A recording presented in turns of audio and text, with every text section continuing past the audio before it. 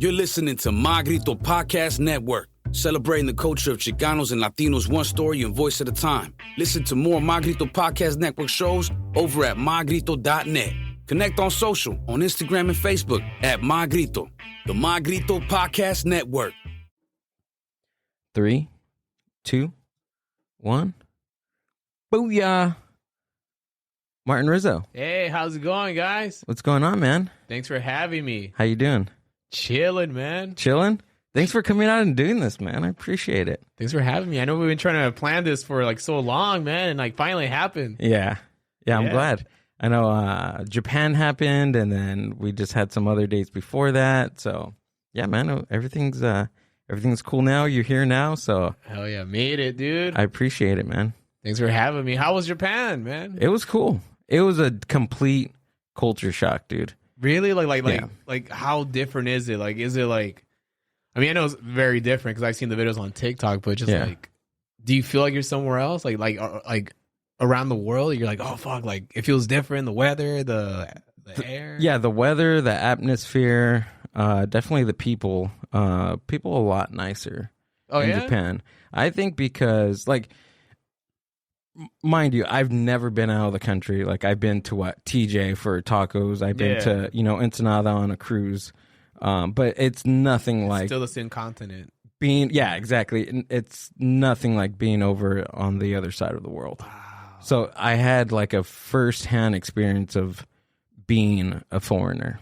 Yeah, that's crazy. Cause like I've been to Mexico a whole bunch of times. Like down there, but like you can drive there. But like. I feel like anywhere over the ocean, I've been to Hawaii, but like that's as far as I've been to. Oh, okay. Yeah, like outside of the continent, I feel, yeah. Okay. Well, that's crazy. Japan, man. How are the 7-Elevens out there? The 7-Elevens were sick, dude. Yeah, the food over there was just, it was weird, right, Amber? It was like a small little market, like 7-Eleven has. Like they had egg salad sandwiches, they had pizza buns, which we all tried. It was like a small little supermarket that they had. Yeah, you just didn't get cigarettes and a big gulp. Yeah.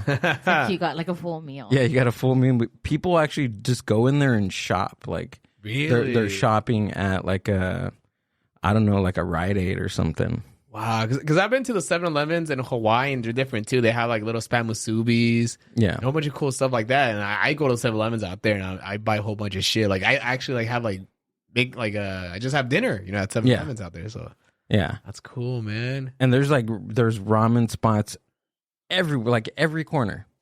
Every corner there's how LA has tacos everywhere. They have ramen fucking galore everywhere. Yeah, and they have like little alleyways that have like stores in there that like you're like, okay, like who's gonna come in through these alleys? But like people are there, and those businesses are thriving. It's so weird. And there's vending machines with panties every fucking where. I heard that there's vending machines with panties. Really? Yeah, I didn't see any. Did you see any? No, I didn't. But I've heard that you can get like calzones from like really, machine. But not to wear to like for.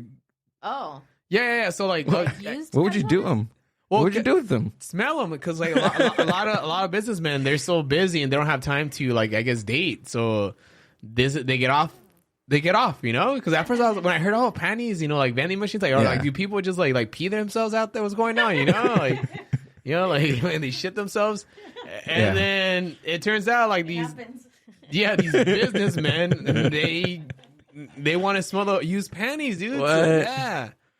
That's crazy. I can see why they would piss themselves or shit themselves, because there's no restrooms out there. Oh, there's like no public restrooms out there. Really? One thing that I have about Japan, dude, is that there's no trash cans. Like there's all these fucking vending machines, but no trash cans. Really? What the heck? Yeah, it's like what am I doing with my trash? Like I was holding trash in my backpack for like all day. What the heck? That's crazy. Yeah. How do they keep their streets clean?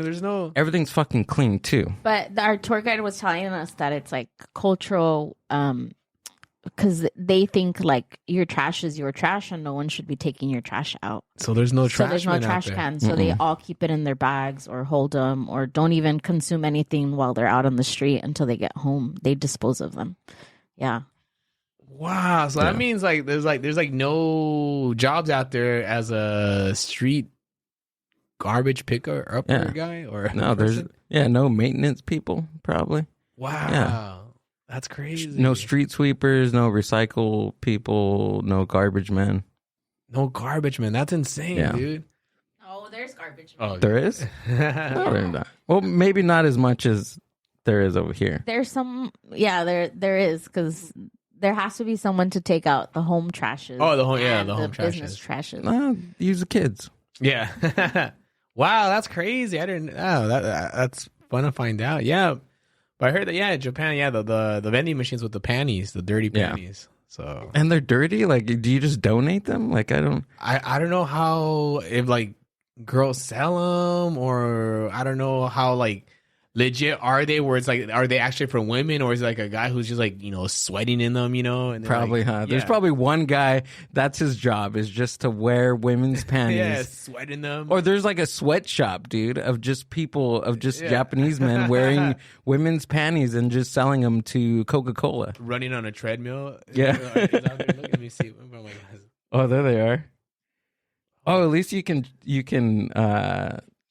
choose. Oh, wow. Can you choose the women that are wearing the panties?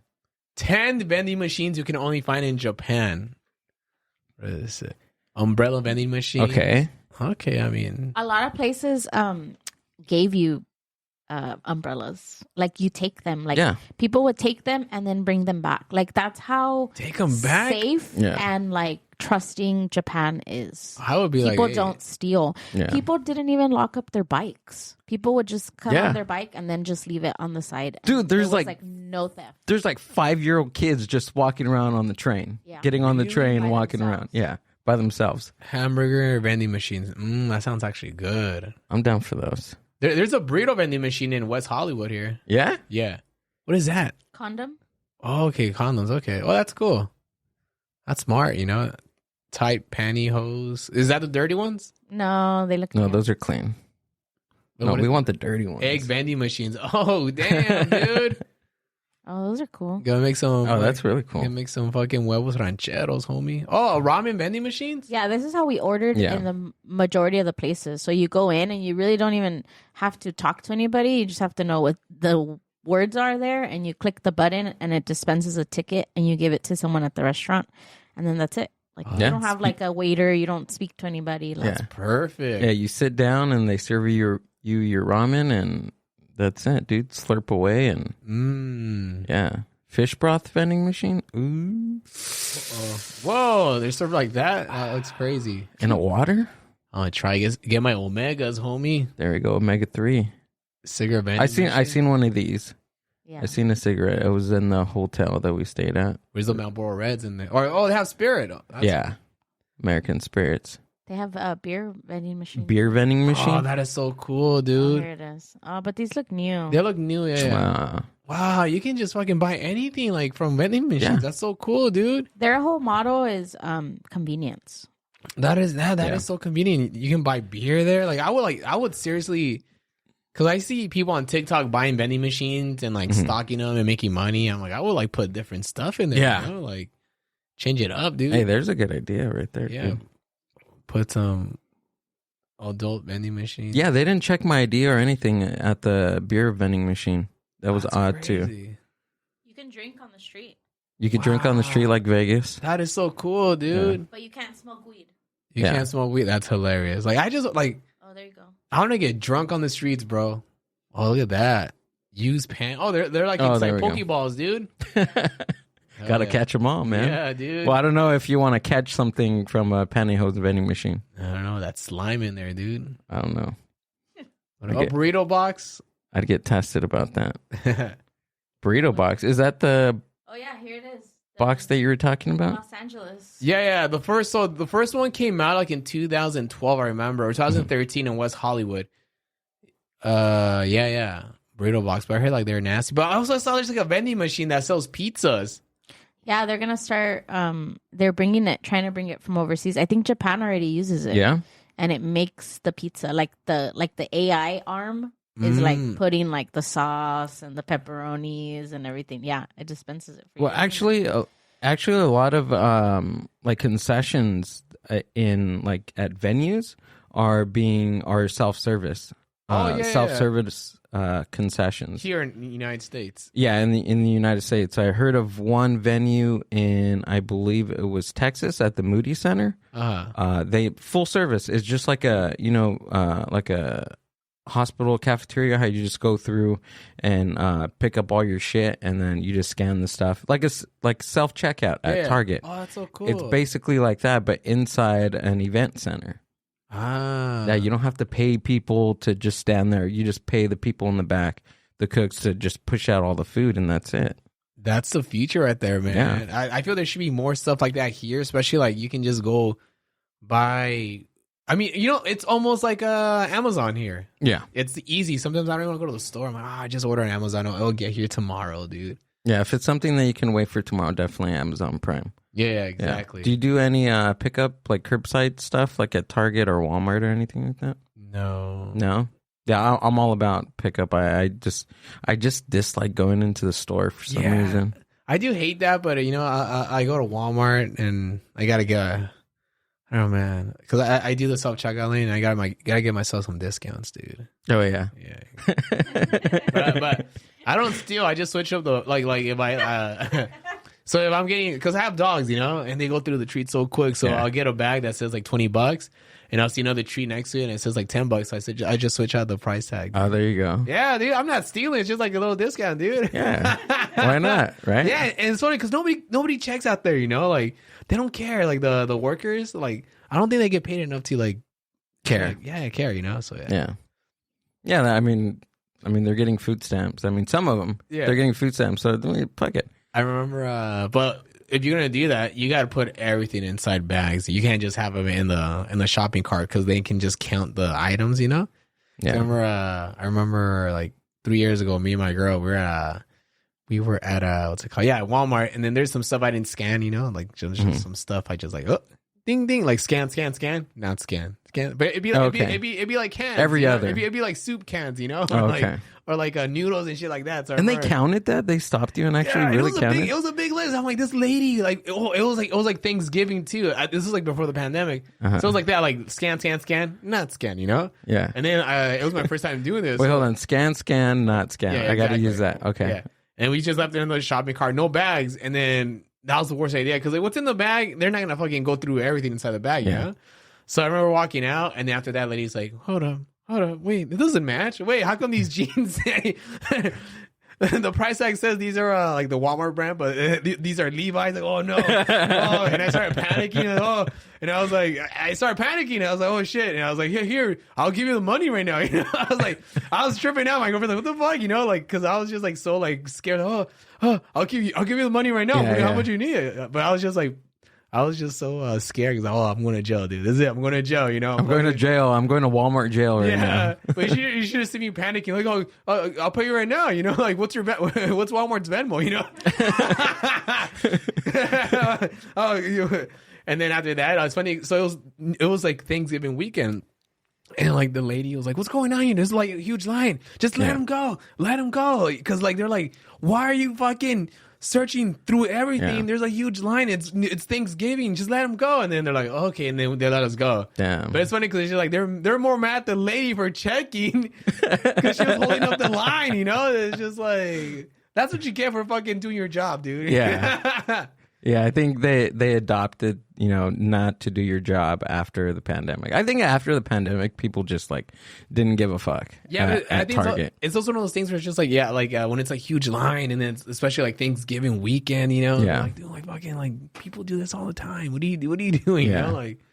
It's like the unspoken like agreement between Walmart and its customers. Yeah, exactly. Yeah, but you gotta do it. You gotta do it smoothly. Yeah, and at least you're doing that against like the big corporations and not the smaller businesses. No. Never. They're a big machine. Fuck them. And you know what? And I don't feel bad because with the money I save, I buy tamales from the lady outside. There we go. So yeah, there's always tamales outside. Yeah, dude. Or some DVDs, some good DVDs that are coming out. I seen The Whale. I didn't even have to go to the theater to watch, Brendan Fraser. I just got it from the dude from outside of Target. Oh, wow. We're good. They can say the vending machine at in Japan. Like, I wish. They got everything. Oh, yeah, I mean, they have Redbox here. Dude, I totally forgot about Redbox. Do they even have those out anymore? I think there's still Redboxes around. Yeah? But I feel like they probably won't even be around like in 10 years. Cause Yeah? everything's like you can just find online, you know? Remember those things were like the fucking... Yeah. That was it, dude. You just go to the Redbox, man, and go to Little Caesars or whatever. Yeah, dude. And that was it. Redbox and chill before Netflix. Yeah, dude. Because that was like probably like I feel like 2011, 2010 when Redboxes started coming out. Yeah. And it was so convenient because I think around that time was like when people were... Because I got Netflix in 2012, I remember. Mm-hmm. It was cheap as fuck, dude. How much was it? It must have been like $5 or something like that back then, right? Yeah, it's like $120 now. Yeah, I know, right? Yeah. And then what's it called? Yeah, the Redbox was cool, dude. $1 a day, and if you forget, you just charge you another $1, which is not bad, dude. Yeah. I remember Netflix in like 2008, 2007. That's when they're sending out DVDs, right? Yeah, when they're sending out the shit in the mail. You just I can't remember. I think you order it. Fuck, I can't remember how I ordered a couple of DVDs. It was a subscription thing, the same thing, but like they said, was it? Yeah. Yeah, I ordered some CDs and some DVDs. I never gave them back. I think it was like Blockbuster, but just like from home. But then also you gotta mail them back, or you mail them back. Okay, yeah. I mean, I was like 15, 16 years old. I didn't know how to mail anything back. I know how to get stuff, but I didn't know how to mail anything back. I still don't know how to mail stuff right now. I forget. Yeah, you do it and you forget how to do it again. Like, what? How the fuck, you know? Yeah. Like when I wash clothes, like I'm like, oh, fuck yeah, dude. This is how you do it. And then I forget, like, oh, fuck, I got to look it up again online, you know? every time, dude, I swear, dude, I don't know what it is. I've been washing my clothes for so long. But yeah. So, how'd you get into comedy, dude? Have you been doing it for a while? Yeah. How'd I get into it? How long has it been? A long time, dude. Yeah? Yeah. 15 years. 15 years? Yeah, dude. No shit. Yeah. And you're what, 34? 34. Yeah? Yeah, my birthday today. Is it really? Yeah. Happy birthday. Thank you. Really? And you're here? And you're here? Yeah. Well, I feel bad for you, dude. No, because like my girl's busy today, so like she was at work, so I was like, yeah. So I don't celebrate my birthday. I don't. Really, why? Because it sucks getting old. Wait, hold on. Are you 35? 35 or 34 today? 34. Yeah. You even look 34, dude. Oh, thank you, man. No, You look real. You have 20s. really good jeans. Oh, thank you, man. Like- And not the Walmart kind. Not your Walmart jeans. Actually, these are the Walmarts I got the other day for. Okay, so these are like $20. And then I switched I got a tag for like a shirt, $5, baby. Yeah. That's what's up, dude. I know, man. Happy birthday, dude. Thank We gotta you, man. at the end of the show we gotta do like a happy birthday song for him. What do you think? Hell yeah, dude. Yeah.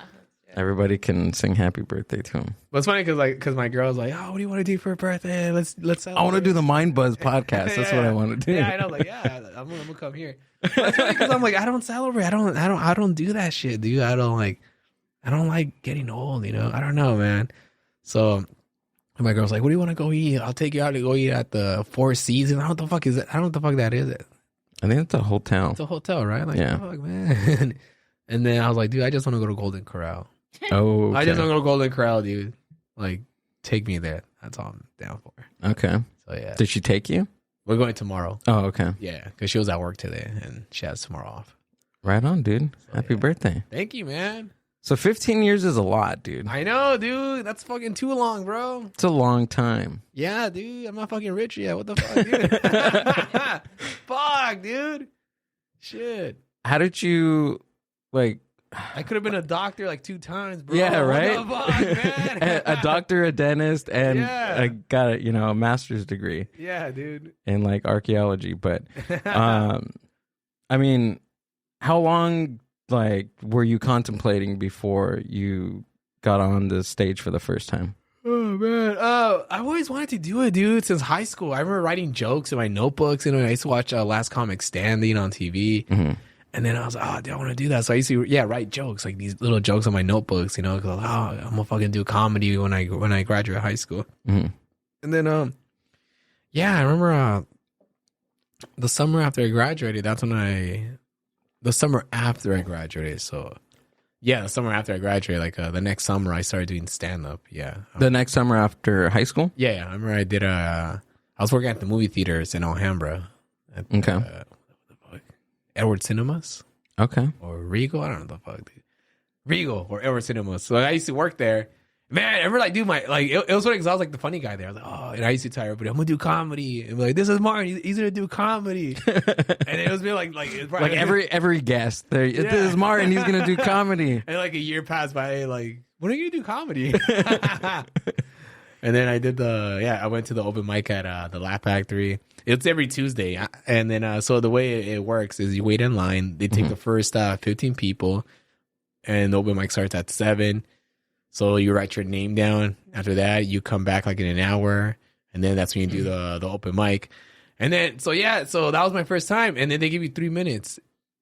Okay. 3 minutes, yeah. And then, dude, my first time. Laugh Factory. And it's funny because it was like my first time ever being on stage ever like that. So I didn't know how I was gonna feel, and when I went up there, it just went by so quick. I got like one laugh, and then that was enough to be like, oh fuck yeah, I'm gonna keep doing this. So I did a couple open mics. What's it called? Yeah, dude, the open mics in LA, and I just kept going back. The Laugh Factory. There's another open mic in called the Sunset Grill, which was like on Sunset Boulevard, kind of right next to Guitar Center. Yeah, and then I went there, and then the Improv open mic, Comedy Store open mic, and I started with Melissa Villaseñor. She was on it. She was doing the open mics because we're like the same age, Melissa. Mm-hmm. She was on SNL for a while. And then Melissa, who else was one of my starting graduation? That guy, Tony Hinchcliffe. Oh, really? Yeah, Tony. What's it called? Who else? Jamar Neighbors. Tony Baker. He was always funny, dude. Tony Baker. He does like all those animal voiceovers. And who else was there? So many fucking. TJ Miller. He was already doing like improv before. Oh, okay. That was before he did like those movies. Adam, I remember Adam Devine was working from Workaholics. He was working at the Improv and doing the open mics, and he was so funny, dude. But at the time, he was already doing like a web series with the same guys he did Workaholics with. That's cool. So yeah, they were already doing like sketches on YouTube and MySpace. So it was like a whole bunch of good comics. Like there's so many more, man. They're like still fucking like killing it like to this day, man. Just grinding it out because people don't know. People think it's like overnight, but like, these guys have been doing it for so long, dude. It's crazy, yeah. Has your writing process changed from like that time coming out of high school to now? Oh yeah, by a lot. Life experiences got him better, of course, as a writer. Because back then, like I didn't have any life experiences. It was just fucking like goofy shit as a kid, you know? Yeah. I'm trying to think of my fucking jokes I had. Yeah, I'm trying to think what you had, coming out of high school. Yeah, because what's funny coming out of high school? What was it, man? It was just like stupid stuff, dude. Like I'm trying to think, man. Like, what the fuck, dude? Like, I gotta look at my fucking like thing, It was like just like almost like I was like my voice was all like I don't know how to talk, I was like nervous, so I did like a lot of one-liners. Oh, okay. And I would say it was probably around like maybe like 2010, 2011, 2012 when I started kind of getting comfortable because we used to do comedy at this one bar in Hacienda Heights. It's called the Sunset Room. And then so Felipe used to host, Felipe Esparza used to host it back in like the late 2000s. Then there's other comedian Edwin San Juan, there's other comedian George Perez. And then I ended up taking over that place and hosting. Oh, wow. It. Yeah, and I remember we used to have so many people come here. I remember like it was every Monday night. The show used to start at 10 p.m. And I think I started hosting that place in 2011. So I got better at stand up because it was a bar. it was kind of rough because it was like a lot of like you had to make drunk people laugh, or sometimes people didn't even know there's gonna be a comedy show there, you know? Oh, so it kind of like it was a workout room, dude. So I got better. Workout room. Yeah, I got better because I had to come back every Monday, and then there'd be the same. Sometimes it'd be the same audience, so I got to do new jokes. It forced me to write, and it was just these shows were just fucking. You get stronger from doing these kind of shows. You know, it's almost like you ever play Pokemon?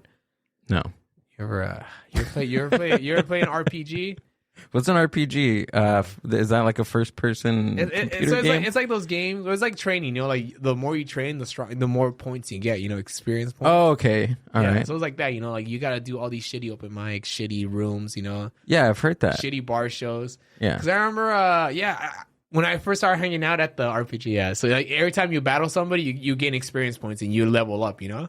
So it's like that. You know. It's like a game. So you're treating this stand-up gig as a game. Because the first time I started hanging out at the Sunset Room, I remember I was scared to go up because it just seemed like a rough room, you know, because you gotta bring it, you know. These people are like, make me laugh, bro, you know? Like, it's not like an open mic or like fucking, it's a hard room, dude. It was a hard fucking room. There's cholos in there. You gotta be funny, dude. Like, the toughest rooms. And cholos are funny. Cholos are fucking funny, They have one-liners that are just... destroy you, bro. Yeah. And the thing about the toughest rooms are fucking Latino shows and these bar shows. And then there's also the hard shows are black rooms. Why is that? Because, I don't know, because like you said, they're all funny. They're all fucking funny. Black people, they have funny people in their families, you know? And like, and then, right. But also like, white people, you know, the white rooms, like in like Hollywood, like they're very supportive. Yeah. You know, like go, you know, if your right? joke doesn't go around. It's that parenting, dude. I think there's something with generational parenting and having a grandpa and grandpa there, like on, you know, New Year's and the holidays, that just make people a lot better at just being a human versus black and brown people. Yeah. And then, so like the Sunset Room was cool, dude. And I remember like I had it for like, I feel like 2 years, 2011 to 2013. And it was fun, dude. And then we had Felipe used to come down a lot. Felipe Esparza used to come down. Joy Coco Diaz before he was before he was big. He'd be, I'll come down for you, cocksucker. Because it was before he was like blown up, you know? Okay. So he'd come down and like he always talks about the Sunset Room on his podcast, you know, the Sunset Room. We used to eat donuts out there. So he used to come down. Joe Coy came down one time. Who else, man? Some fucking Brad Williams, the little fool. A lot of people used to come down there. So it was a cool spot, dude. And then I gave it to another comedian after. I was like, I'm done with it, dude. You know, because like it was every week. It was hard to promote, you know. Like, and we had a little fan base there, you know, that would come down. Like it was like every Monday night, you know. And I used to get fucked up, dude. I used to get drunk because we used to get free drinks. I used to get fucked up on margaritas, dude. So like, is that room, like, the audience, was it majority of the audience comics, or were they just people there to come out and look patrons. It was a lot of regulars that used to just come and drink there, man. It was a mixture too, you know. It was a mixture of like, you know, like Mexican, white people, black people, just going there because that place has been there for so long, you know. So yeah, and one of our customers that used to always come there is Fergie's mom. From the Black Eyed Peas, because she's from that area, like Hacienda Heights. So Fergie's mom, that's Fergie's mom's bar right there, the Sunset Room. So she Fergie's mom's bar. Yeah, you don't hear that. Yeah, I know, right? So she'd be there. So it was a cool little moment in history. I feel like in that my like early 20s, you know, it was just like so fun. My first bar. Because I didn't go to college, so like I feel like that was like my college experience, you know. Yeah. So yeah, it was cool to do Sunset Room. How long? And they still do comedy there. You know, I'll go there once in a while to like, you know, like do like, you know, like sporadically. You know, oh yeah, let's go and just revisit memories. You know. Yeah. So, yeah. We went out to a comedy club like a couple of weeks ago, and it was what is it called? It's in Bell. Oh, the stand-up comedy club. Yeah. We went there, and how many open micers were there? There was. Oh, there's an open mic. Yeah, it was like about like 15 or 20. Am I exaggerating? That sounds about right. Amber? No. About 15 or 20, dude. Sounds about right. And we stayed there from beginning. Oh, you guys saw the open mic? From the first person going up to the last person standing up. But majority of the audience was just we're all comics. Yeah, see that the thing about open mics, it's mostly just comedians, you know. Cause Yeah. like, you get a shitload of comedians. Mm-hmm. That's every open mic, man. You okay? I got some water right there. Oh, it's for me. Oh, thank you. Every open mic, dude. Every open mic, there's fucking nothing but comedians, you know. Mm-hmm.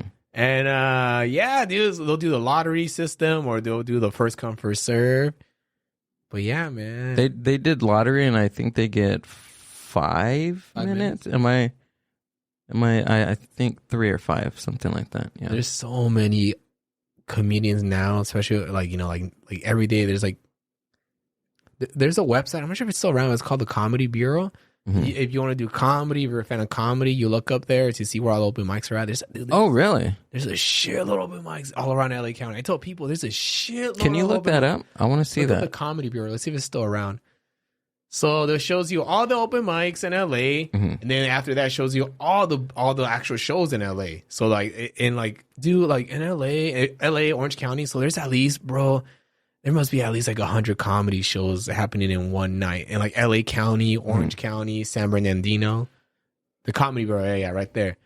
And you can see, it'll show you upcoming events. You see LA open mics right there? Right there. Boom. So that shows you everything going on tonight. Damn. So yeah, it shows you Beverly Comedy Store, Third Wheel in Hollywood, Boomtown Brewery. What's it called? Brewery. So that's tonight, dude. Like, LA School of Comedy, Badger and Jam, the Comedy Store, Third Wheel. Yeah, that's a lot. And then go down. You can scroll down, por favor. And then view calendar. And it shows you the whole day, like the whole week. Like, it's insane. And if you go, let me see if you can.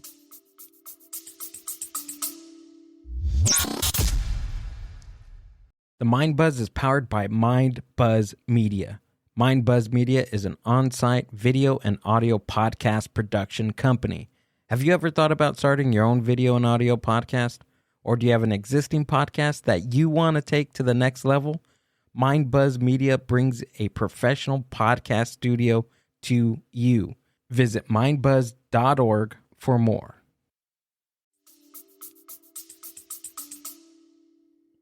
Yeah, click next. Did you pay the internet bill?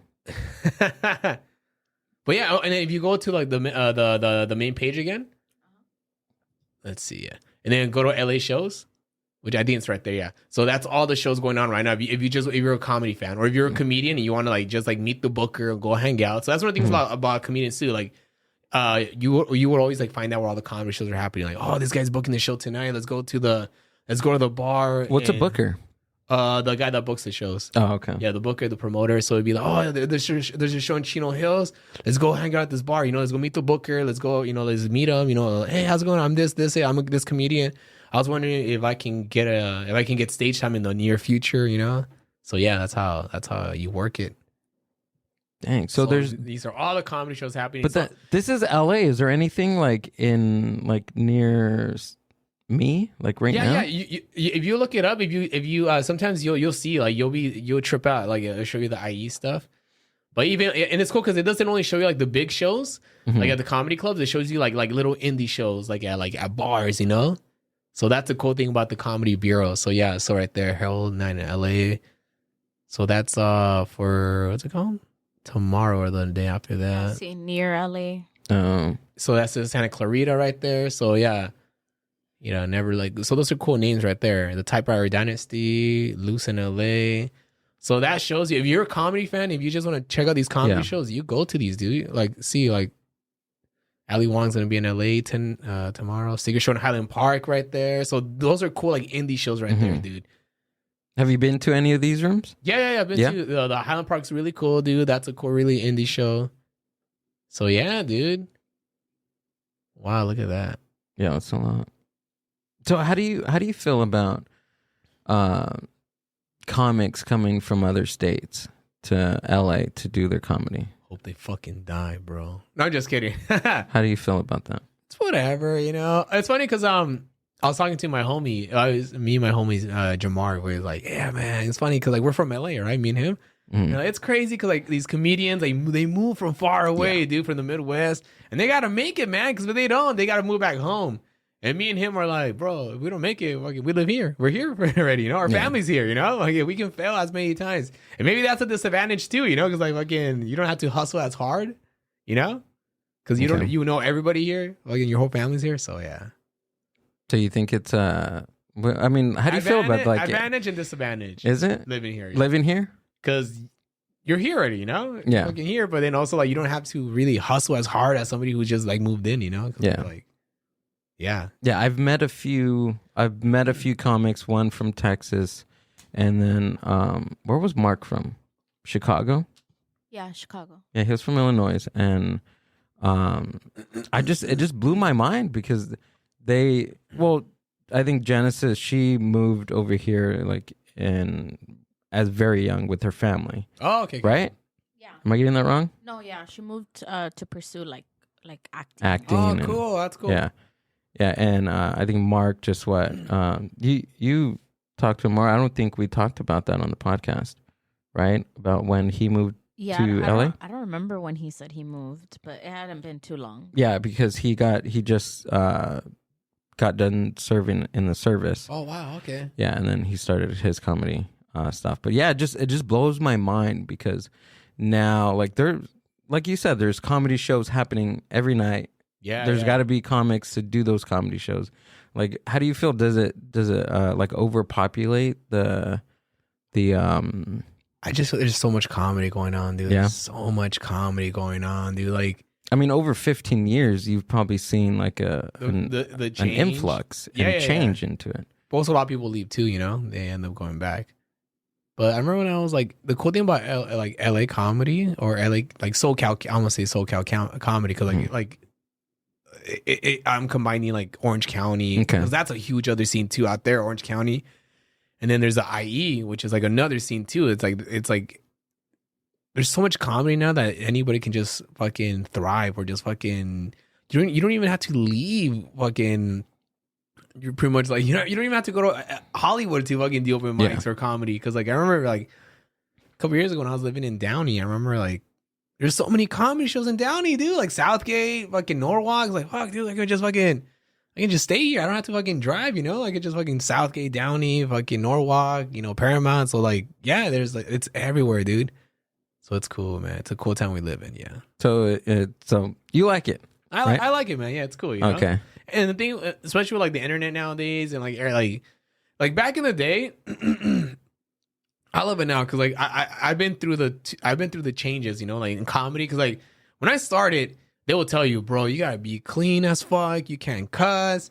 Yeah. You wanna practice your 5 minutes for the Tonight Show. Your 5 minutes. 5 minutes. Get your 5 minutes. Get your Tonight Show set. Get your Tonight Show set. You know, that was the main thing to do as a Tonight Show. The Tonight Show. Like that was like the fucking main thing. You want to get on the late night. You want to get on fucking. That's the main thing. Get your set ready. You need your 5 minutes, man. And then from there you do your Comedy Central special, and then movies or TV shows after that.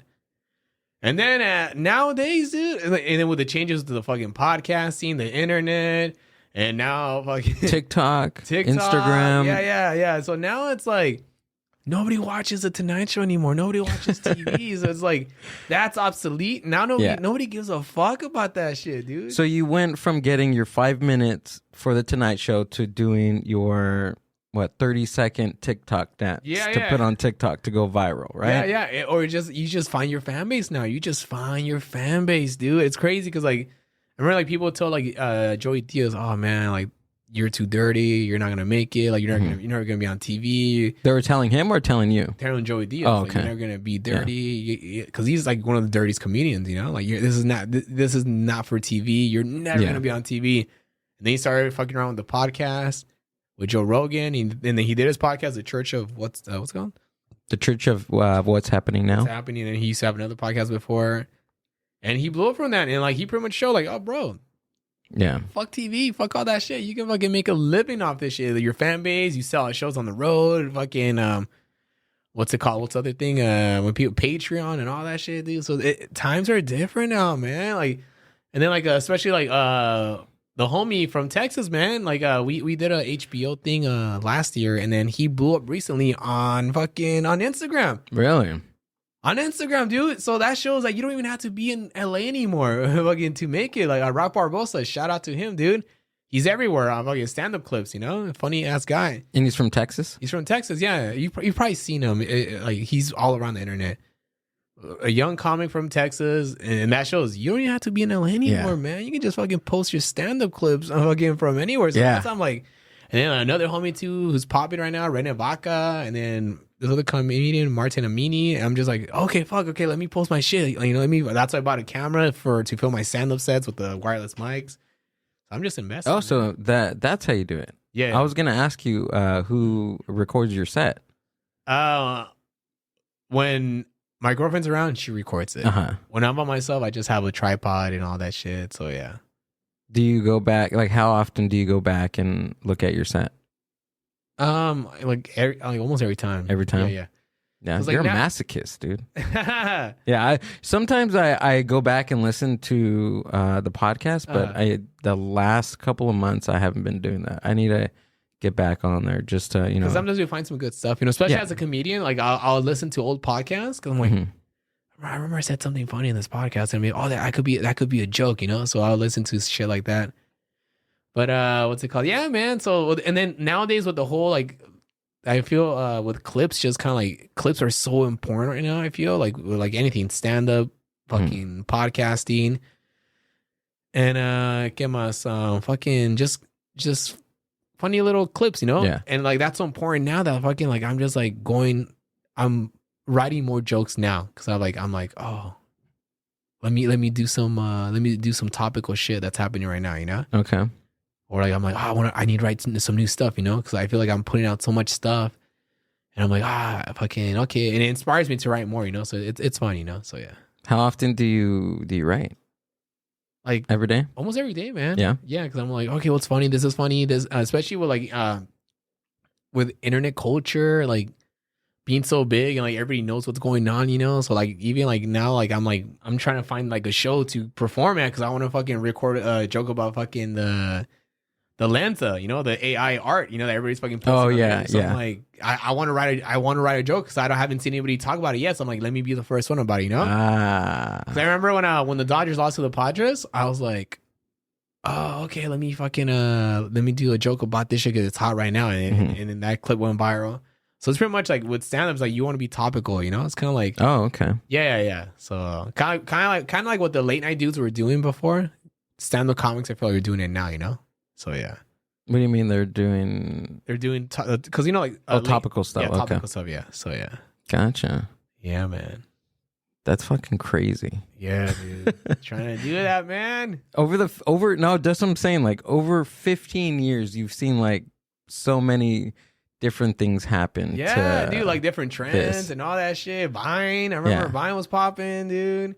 Were you ever on Vine? I was on Vine, yeah. Yeah? I was on everything, dude. Yeah, I tried to make it on Vine. It didn't happen. Yeah, because I used to record everything. Like I used to hang out with my two gay friends, and I would just record them and just try to make funny clips about like, you know, them making out or holding hands and shit. But you can't do that stuff now. No, you do that stuff now, you get fucking canceled. Oh yeah, it's different nowadays. Yeah. I remember. It's funny because like how it changes, you know, because like somebody said comedy is one of those things. Comedy is one of those things that age poorly. Because what was funny like 10 years ago is kind of like now it's like what, like why, you know? Yeah, it also it's like what's trending and what's funny like in an audience perspective versus what you think is funny. Yeah. But I think that's like where you find your audience, because if you and your audience are, you know, you guys are there, you guys are, you know what's funny, then I don't think that would be a problem, right? Yeah. But there's like two different scenes in the comedy scene right now. Redundant. It's like a sub. Because there's super woke comics who are like fucking against all that, you know, you can't fucking say this and that, you know. So I how did that start? Just from how did that start, dude? just from like the pen. I feel like I think Gen Z and like right. Gen Z and then like because like comedy changed so quickly where you could just the thing about comedy is like you're always in the middle. You're making fun of fucking everybody. You know, you're supposed to. As a comic, you're in the middle, like fucking because like because I'm a liberal, you know, I'm a Democrat, but I'm like in the middle, you know. But as a comic, you wanna fucking be in the middle, you know. You wanna talk shit about them. Yeah, you wanna observe. Yeah, you wanna talk shit about the liberals. You wanna talk shit about the fucking the Republicans. Like, you make fun of everybody. You know, that's what George Carlin did. He made fun of everybody. Yes. You know, you're in the middle. You're just like absorbing. Yeah. Observing and observe. Exactly. Having an observation while you're observing. Yeah, you just make fun of everybody, but then it just got to. I think Trump just separated the whole. Well, the whole thing. He just separated the whole thing. Like kind of like the whole. Everybody just like you're either with us or you're with them. So it was just weird, dude. So like, what happened to making fun of everybody? You know? Yeah. Like, yeah. But yeah, there's just some stuff that you can't say now, or like. But then also there's some comics that are just still pushing the envelope. They're like, fuck this shit, you know, and like they're edgy. I mean. They weren't edgy 10 years ago because that wasn't edgy, but now it's edgy. You know, it's considered edgy. Like, okay. Like Mark Norman, he's funny, dude. Mark Norman's hilarious, and he's edgy as fuck. Yeah. You know, like he's fucking like a lot. And then you're like, sometimes I'll be like, oh, I can't say this anymore. If I don't want to get canceled, you know. Like, oh shit, but fucking, you know, like, because these comics are supposed to. Comics kind of have immunity, but also there's a limit. You can't fucking be too crazy. You can't fucking. If there's a joke and it's like, that's just fucking homophobic, bro, or that's just fucking racist. Where's the joke in that, dude? What the fuck, dude? Because I remember I did a video and I took it down, but then I don't want to take it down. What was it about? Give me the context of the video. So I thought it was funny. People were laughing, and then fucking it was just too much backlash because it was funny. Gosh. It was funny back then, but now it's like. So we remember when like they were doing like a whole the BTS meal at McDonald's or what's it called? Everybody had a meal. Remember? Yeah, like the rapper had a meal. Yeah, Travis Scott. Yeah. Okay. So I remember I was doing a whole bunch of videos about that. Oh yeah, let me do my version. So I did like Snoop Dogg has a meal at McDonald's, and it was just a whole bunch of weed inside the burger. Yeah, and that went viral. He shared it on his Instagram. Oh, that's cool. And then I did one where like, oh yeah, let me go to let me go to Burger King and do the Whapper, which was a Cardi B song, and it was a burger that like I put a balloon in it and it popped inside my mouth. You know, the Whapper. And then after that, I did this other. Oh, let me do this one at fucking Wiener Schnitzel. You know, the Killing Jenner special. Oh, okay. And then the video, it looks so real. That's funny, dude. And then after that, I'm like, oh, can I order? And I edited it so good where like it looks real that I'm ordering, you know, because I voiced it over it, and I get to the all right, guys. Let's see how the Caitlyn Jenner meal is, and it's a bun with no weenie. I'm like, what?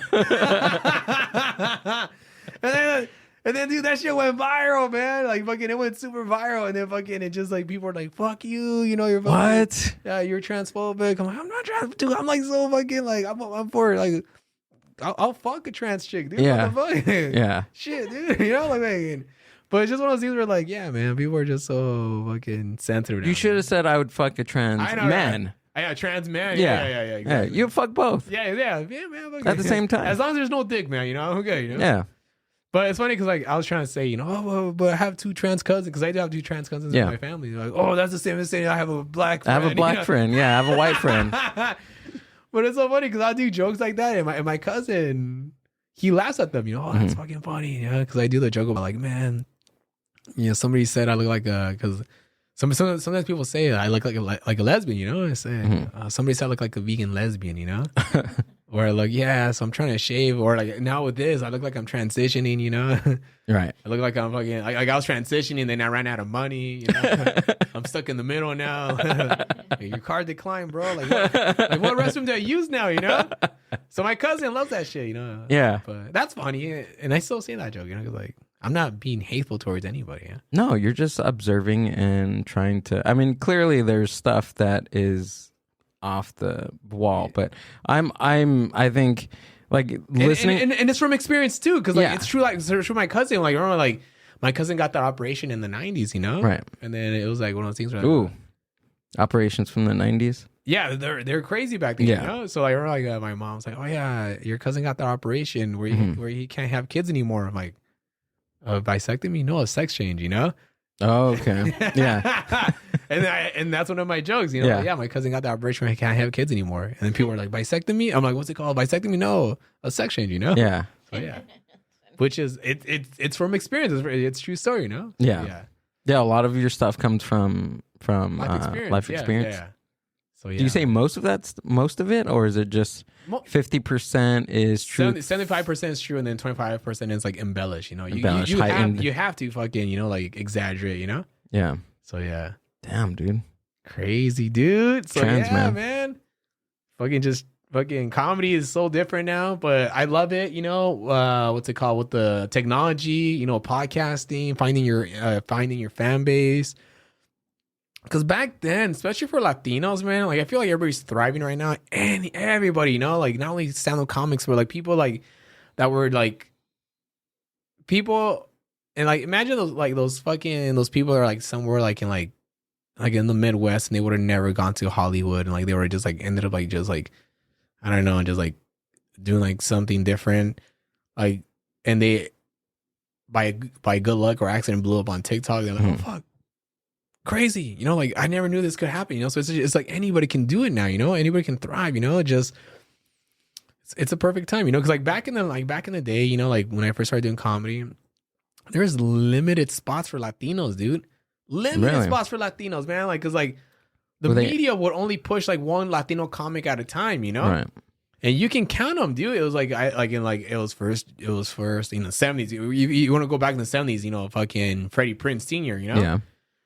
And then Paul Rodriguez, and then like nothing for a long time. Then George Lopez, and then Carlos Mencia, and then Fluffy, and then Felipe. So it's like every 5 years it was like a new Latino comic, and that was like the media, like, oh, we gotta meet the quota, you know? Yeah, and one Latino, you know. But now with social media, one brown person a decade. Yeah, and even and it fucking sucked too for fucking even like Asians, you know, like fucking. No Asians on TV. Well, you just know what Bobby Lee and Joe Coy. Yeah, that's it. Exactly. But name 3 Asians. Name 3 comic Asians. You can't. It's Joe Coy and Bobby Lee. Where's the third one? That's about it. Yeah. And then the internet fucking like opened the floods for like all these, you know, like Asian creators that are just so fucking. Ali Wong. There we go. I made 3. Ali Wong. Yeah. But like the internet was just kind of one of those things where it's just like, oh, cool, there's talent here, dude. Because like I started seeing like all these Asian YouTubers coming out, like, oh, and then they're popping, you know, fucking like those guys from like from Seattle, the Fong Brothers, and then Just Kidding Films, and then fucking that guy, fucking Timothy De La Ghetto. Oh yeah, Tim. Yeah. So like these guys, like they popped, you know. Yeah. They popped, and it's all because of the fucking internet, you know. So. And even like imagine for like even trans people back then weren't even fucking getting fucking any recognition. So now like with like social media, like there's all these fucking trans comics popping up or like content creators. So it's just like it's a perfect time, dude. Right now. Yeah, perfect time for right now for anybody who wants to fucking do all this shit, dude. Yeah, and even for Latinos, man, like just seeing fucking all these Latinos pop up on fucking social media, you know, like fucking like Rap Barbosa, you know, Homeboy from Texas, and then Rene Vaca and all these other guys, you know. So it's like it's a great time, man. Everybody, like back then, it was like a dog eat world because people were afraid to fucking share. Oh, fucking, there's only one opportunity here, you know. Like I don't want to fucking, you know. Yeah. Do you feel that mindset changes as you're working your way, like in the scene? Like, how did you feel like starting first? Like, did you think that it was going to be a dog eat dog world before you got into it? I was so naive. I had no idea. You had no clue. Just like, as long as you're talented, you're going to fucking make it. Yeah. You didn't think so? See, okay. It goes 2 ways, you know? You know? Mm-hmm. Talent, you know, but it's also luck too, you know? But there's so many talented motherfuckers that fucking never got the opportunity, you know?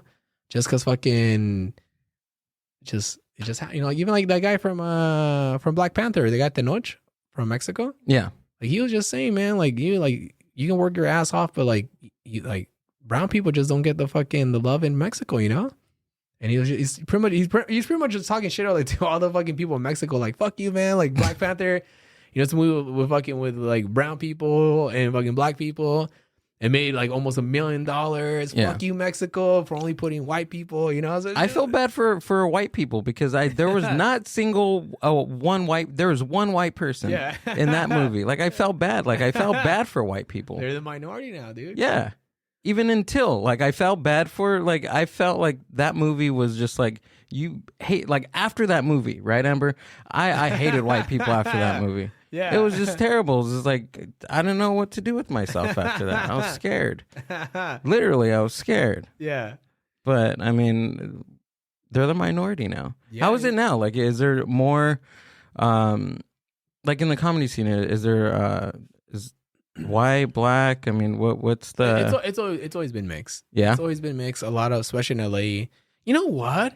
When I started, it wasn't really that many Latino comics. I remember. Like it was me, Melissa Villaseñor, and then fucking. I mean, so it's funny because like when I started, I was just hanging out in the Hollywood scene, right, the open mic scene, and then I didn't know that there was a Latino scene, dude. So the Latino scene on the east side, bro, the east side. Andale. Yeah, so they call it the taco circuit.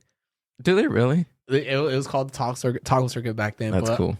The Latino scene, dude, it was born because Latinos weren't getting the opportunity to perform at these comedy clubs, like at the Laugh Factory, because it was like only one Latino comic at a show. You know, we gotta meet the quota. You know, like only one Latino. You know. Yeah. So a lot of these comics, imagine like you're a comedian, you're funny, and then that's why I said like talent. You know, like sometimes you could be the so talented, but then you're funny, and they're like imagine a comedy club, a manager, a booker, like.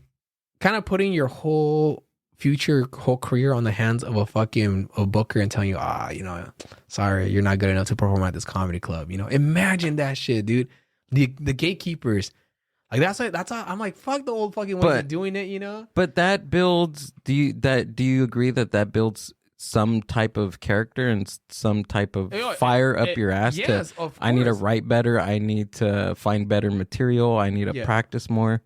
That, but also sometimes you leave your future in the hands of somebody else, you know? True.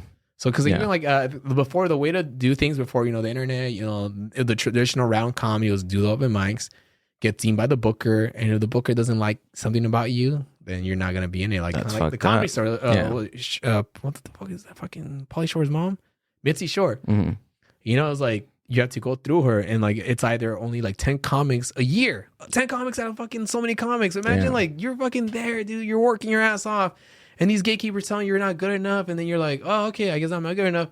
But now, and so that's why Latinos were like, fuck this shit, dude. I'm fucking funny, man. So they started doing shows on the east side, bro. They started doing shows at bars, at nightclubs, at strip clubs, at fucking anywhere, dude. So that's how the Latino comedy scene was born, you know? How supportive is that scene? Pretty supportive because it's small and everybody knows each other and like there's love. And then like, it's funny because like, so the Latino scene is very cool because I'm not sure how strong it is now. I feel it's kind of like, because there's so many comedians now, it's kind of diluted now, especially with social media and like people are getting famous overnight now.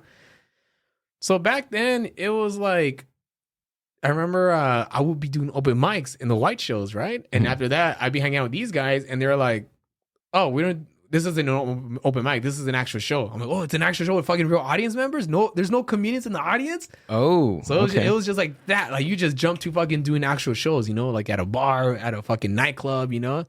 So it was cool, dude. It was cool, man. So. That's how Latino scenes started happening. And also they paid too. They paid, man, because there was people paying for fucking tickets to watch these shows. So like, that's how the Latino comedy scene started. That's how those, what's it called? Yeah, man. There's all these Latino comedy shows that were on HBO. Like, what the fuck was it, dude?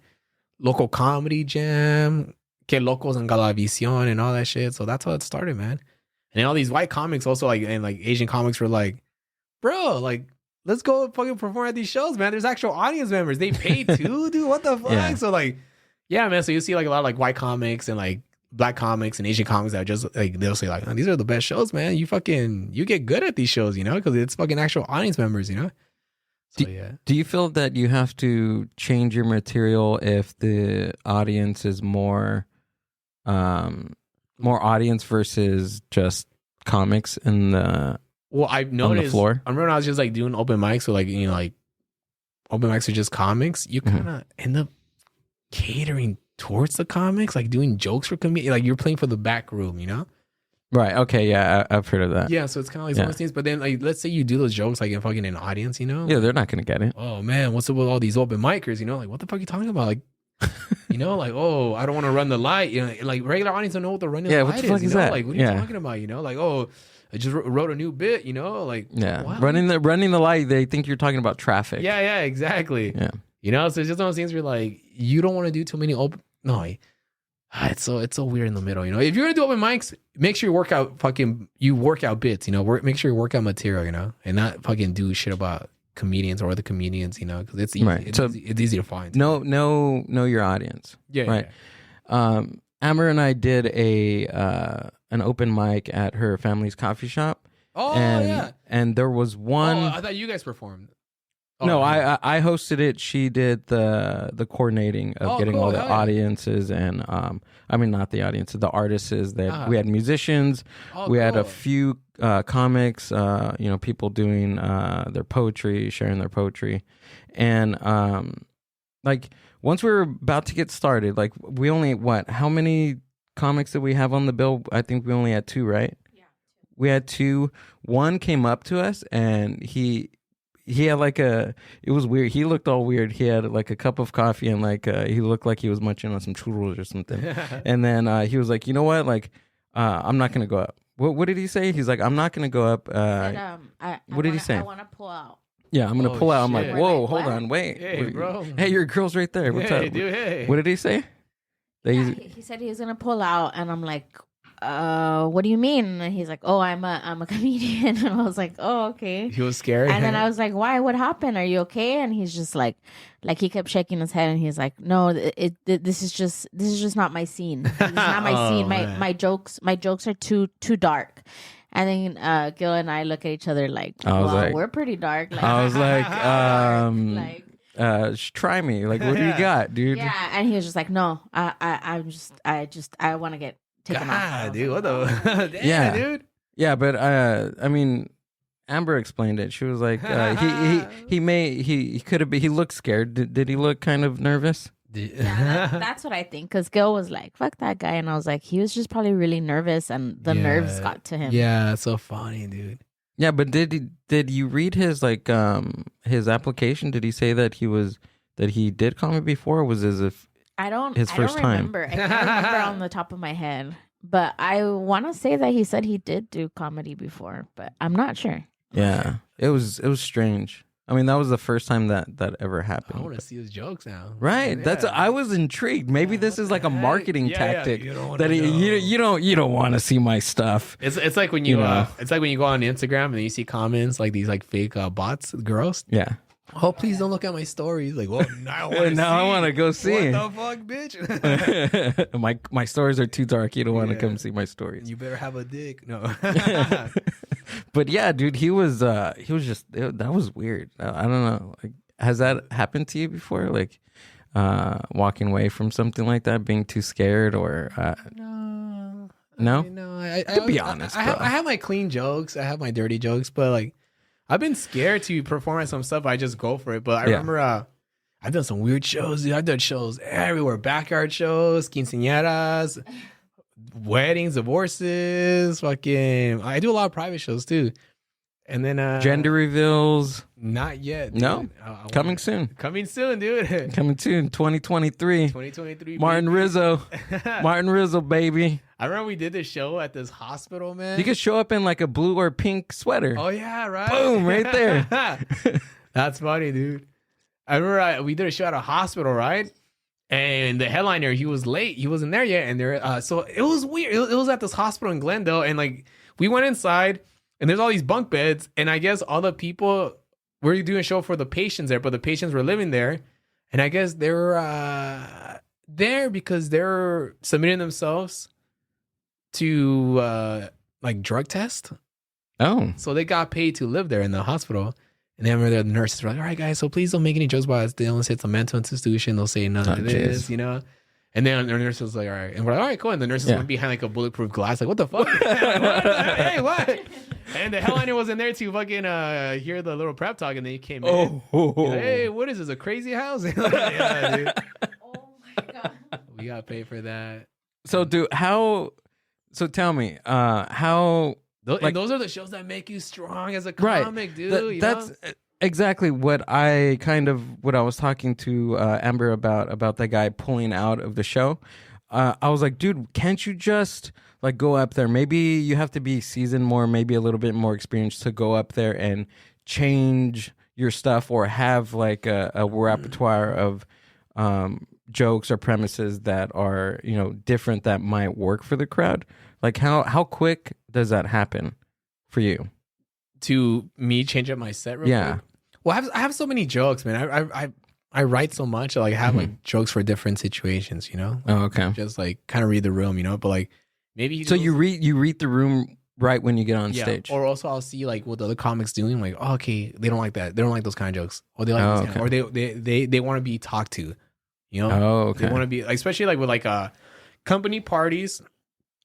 Most of the company parties, people want you to talk about them, you know? Like talk about fucking yeah, the accounting department or the warehouse. Yeah, talk about Joe, man. He's cheating on his wife, you know? Or talk about talk about fucking Jessica. She sucks everybody's dick. You know, just like they want you to talk about the whole fucking the whole them, you know? So it's just like that, you know? So like, and maybe that guy, he just wasn't experienced. He just didn't have enough jokes to fucking, you know? Gotcha. Yeah, so could be, right? And I don't know. That was just strange for me. Yeah. First time for everything. First time for everything. You gotta find this guy, dude. Where is he at? Yeah, I want to hear his stuff. Like I'm telling you, that's a marketing tactic. That is, dude. He email somewhere. He was edging me. He edged everybody. Everybody was edged in that room. Yeah, I want to see his stuff now. I know, right? I gotta finish. Always. But yeah, dude. So many times that I didn't know that can happen. How long have you doing your podcast for? So the podcast with Felipe, I've been on it since 2019, the Also Full podcast. And they've been doing it since like 2014. And I had another podcast with me and my girl. I just haven't we've been lagging on that shit. Mm-hmm. So I'm gonna restart that one again. Then we have another podcast with me and the homie Rodrigo Torres and this other guy, Leo. And it's called Estan Ready Bros. And it's just pretty much just us just talking shit, you know. Just, it's not like a topic or anything like that. It's just like bullshitting around and just, I mean, we do kind of lean towards like a little like Chicano culture kind of thing, you know, just to kind of like give it a little like, you know, like a little niche. Mm-hmm. And that's what I do when I cut up the clips. I'm like, all right, let me fucking. I just kind of like study clips from other people and just like, all right, this is what kind of people would like, you know. All right, this is fucking, or this is what kind of like it'll get people talking, or it's like a nostalgic thing, you know, like oh, people are gonna fucking, you know, want to share this because they remember fucking Pizza Loca, or you know what I mean? Like, oh yeah, I seen that one. So stuff like that. Yeah. I'm like, all right, let me, and then right when it gets like a quick little laugh, I add like the little outro song, you know. So just kind of learning, you know, just like learning. So yeah. Do you do all the editing yourself? Yeah. Damn, dude, it's a lot of work, isn't it? Yeah, it's work, dude. And it's funny because I edit all on my phone, dude. What? Really? Yeah. So I have another. That's why I love Android, bro. So I have another Android. Oh, you're an Android guy. Android guy, yeah. So I have another Android, and what I do is I take out the memory card from the phone, mm-hmm. put it on my from the camera, put it on the phone, edit all my shit there. Really? Yeah. So I just do it all on my phone, dude. That's nuts. Yeah. I can't imagine doing anything like I have to carry my laptop with me mm-hmm. everywhere I go to do clips. I haven't done clips in such a long time. I just been been lagging on doing the clips because it's a lot of work. It is work, dude, especially adding because I had the text and then you gotta fucking go second per second. So it's a lot, dude. Like a little 30-second clip will take like an hour, dude. Yeah.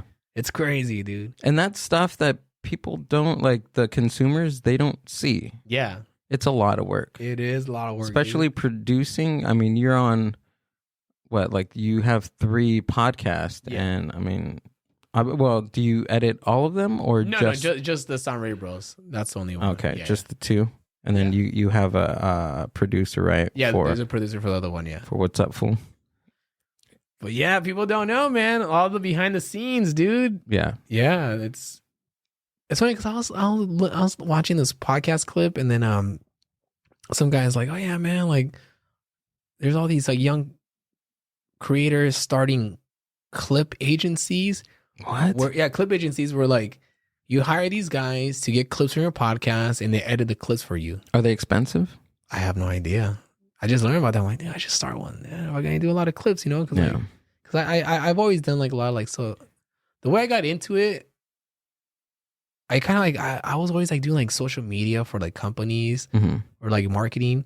And the way it started was because like I already had like some videos that went viral, you know, on my Instagram back in the day. And I remember like I remember I was at Flappers Comedy Club, and this was like in 2000, must have been 2012, dude. I remember I was so fucking broke, dude. And I remember I was like, I worked at Flappers Comedy Club, but like not as an actual employee, but kind of like you do different things there for stage time. So like I would do the sound. The sound is like that guy that that plays music when a comedian goes up and plays music when they get off, you know? So you do like what's it called? The intro music. Right. Again. Intro and outro music. Yeah. So I was doing that for Flappers, and then the way it will work, it'd be like I work there. I do 2 shows, right? The 7:00 show. And then I would do 3 shows. Fuck, dude.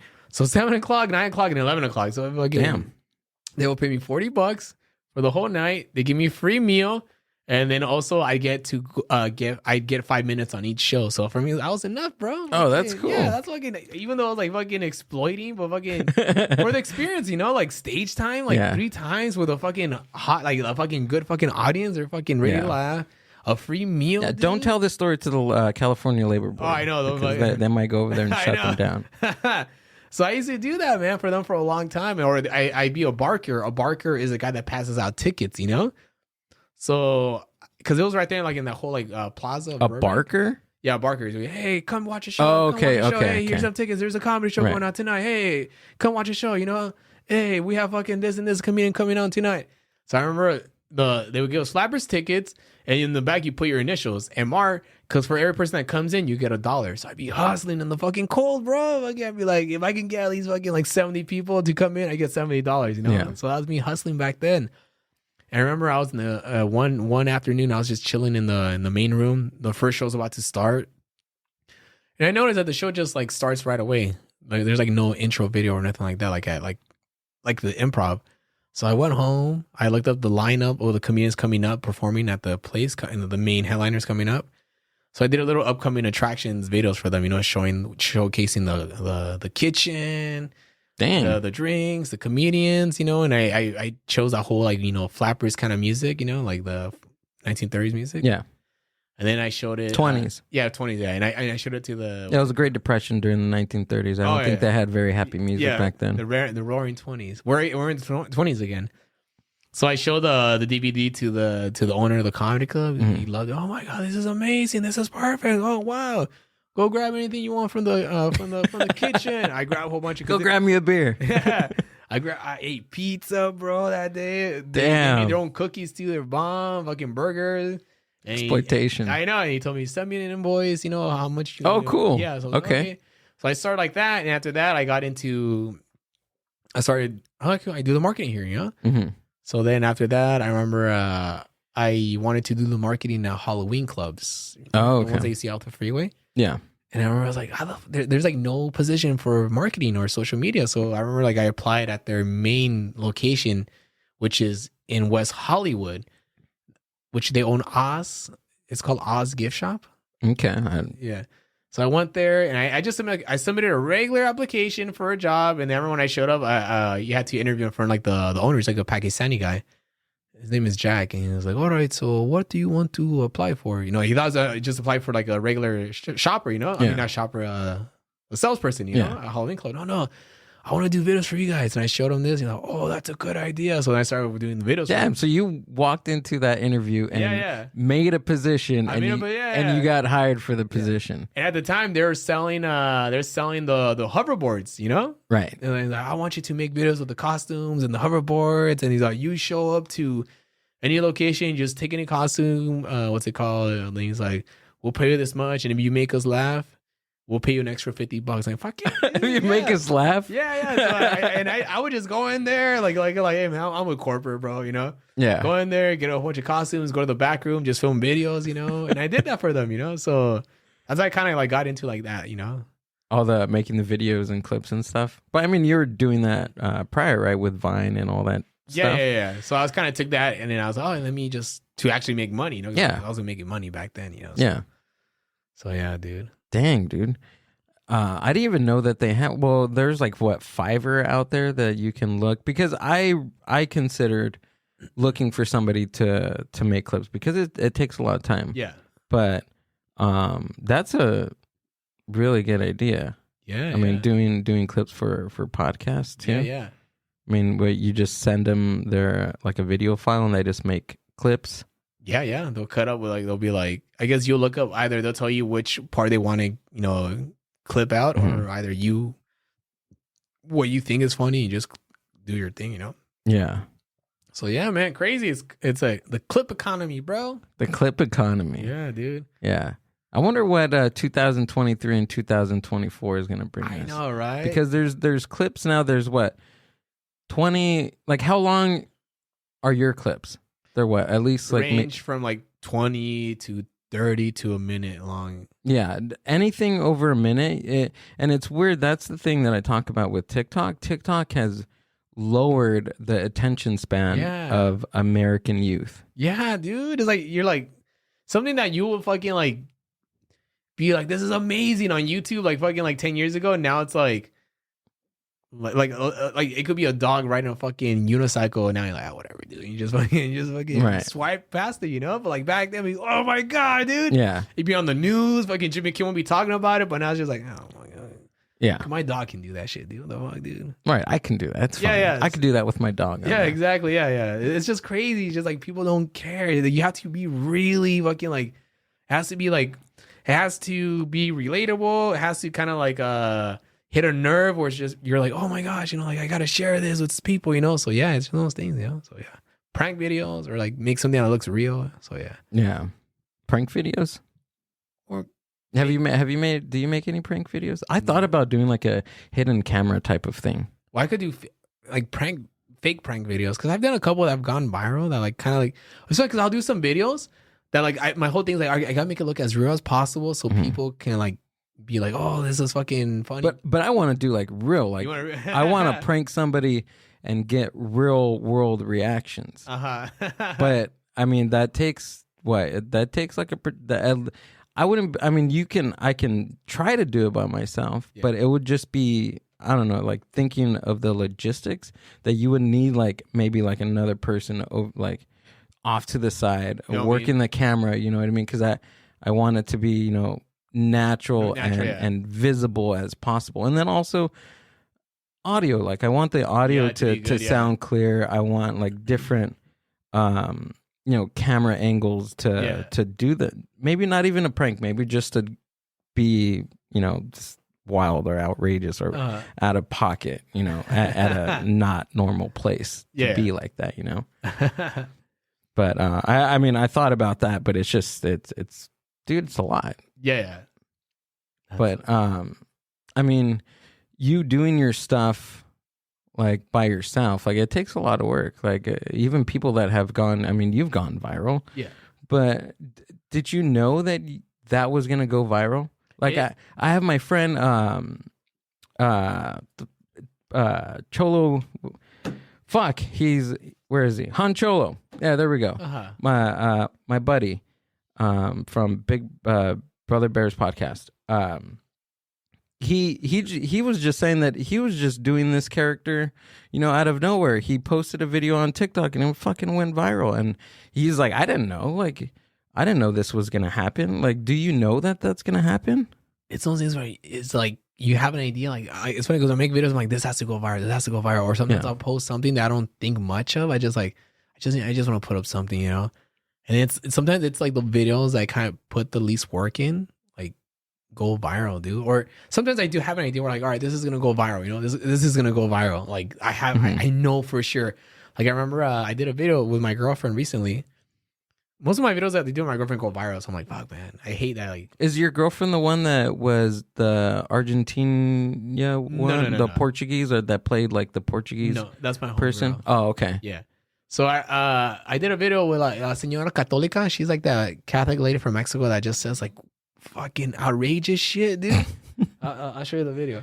And I was like, I got to remix this video. This is funny. I have an idea. Or can you pull it up on the screen? Yeah. Where can I find? Is it yours? My Instagram, yeah. Okay. Is it this one? Yeah, that one right there. Oh, okay. Suba arriba es porque le gusta que lo violen. Oh, yeah. El hombre que le gusta que la mujer se le suba arriba es porque le gusta que lo violen. Okay, so And that was just it took no work to do, you know? El okay. hombre Hit the SAP button because I'm a No Sabo kid. So what did she say? She said, so yeah, that one's got 362,000 likes. I didn't freaking show it. Pay by play. Hold on, let me do it one more time. Okay. Translate for me, please. Reaction. No, I'm just kidding. le suba arriba es porque le gusta que lo violen. El hombre que le gusta que So, What's she saying? If a man likes it when a woman gets on top, that means he likes to get raped. Oh. Yeah. That's intense, dude. And then I was like, all right. So like I just took that clip and then I just did that reaction. Yeah. That's funny. Yeah. So that went viral and like, yeah, man. So wait, how do we talk about that? Oh yeah. Yeah. So like, yeah, the videos that you just don't think they're going to go viral. It's just like, they go viral, dude. So it's just like, it's funny, man. So throughout your 15 years of doing all this stuff, how many times or how often did you think that, you know, maybe this isn't for me. Maybe I should just quit and start working at Walmart or stealing jeans from Walmart to sell and reselling them. Yeah. A whole bunch of times, man. Yeah. Yeah, dude. Like it's a hard thing, you know, like entertainment business, you know. But it's funny because like I've been around too many people that like hit success, you know. I've been around too many people that fucking like have become millionaires. I've been, you know, and I'm just like, okay, I can. It's possible. I can do this, you know. It's not far from a reach. Like I just gotta keep going, you know. It's hard, you know, and sometimes I still struggle, you know. It's just like fuck, dude. Like when is it gonna happen, dude? When is it gonna really like fucking like take off? Like now, like I would say like in the first time, like maybe like I'm kind of like it's finally like I'm seeing things happening, you know. I'm seeing things happening. Like I mean, I've traveled, you know, with like, you know, Felipe and stuff like that. But like this is the first year where I'm like, it's like money wise, finally, you know, Really? Like, not like. But when I talk about money wise, it's pretty much like having having a regular job now. Like I'm making, it's like, and I'm not fucking rich, but like it's like I'm making money like if I had a regular job. You have a nice car. That's a nice Mercedes. Thank you. It's a Kia, dude. People talk. That's a Mercedes in the hood, Yeah. brother. People that talk. You shit got a about- new Yeah. Kia? That's like a Mercedes. 2021 Kia, dude. But people that talk shit about Kias, man. You know the fucking Pope's car is a Kia, right? Is it really? Yeah, dude. That means my car is bulletproof, bro. Shit, dude. But yeah, but little by little, you know, I feel like this year's finally, you know, okay, cool. And hopefully the next year, you know, like, yeah, you know, I just want to be able to headline shows around the country, you know, and just like have people come out and see me, you know, and like I don't really care about movies, you know, like No. I just want to have a successful podcast, have a successful fucking page, you know. And you do have that looks like success to me, dude. Oh man, I wish. No, it's good, you know. But it's funny. It's one of those things where I gotta look back 5 years, you know. Like I would want to be, you know, like Yeah. 5 years. This is where I want to be. But yeah, So just keep grinding, keep working Yeah. at it. keep working at it and just like nonstop, dude. Again, like 15 years, dude. It's a long time, It man. goes, dude. That's like a whole new other human I know, experience. bro. I would have had a teenager, bro. What the fuck, dude? Yeah.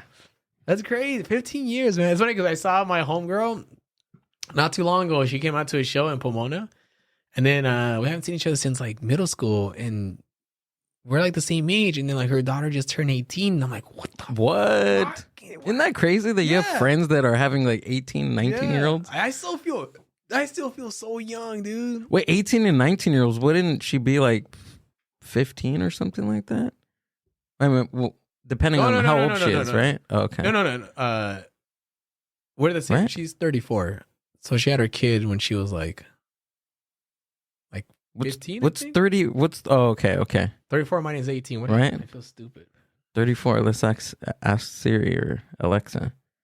Dang, dude. But yeah, 18. Oh, so 16. But we're at that age where like shit like that happens. Yeah, I know, man. Right? And then if you're out dating, like you have to watch for like a wedding ring. Yeah.